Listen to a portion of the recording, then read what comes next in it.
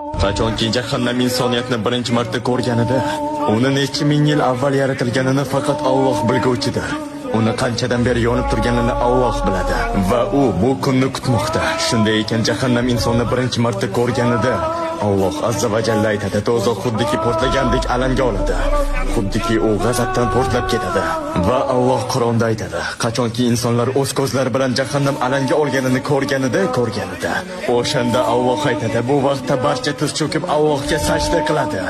Yaxshilar, yomonlar, musulmon bo'lmaganlar, ishonganlar va ishonmaganlar, ko'rishni xohlagan va xohlamaganlar buni o'z ko'zlari bilan ko'rishganida sajdaga yiqilishadi.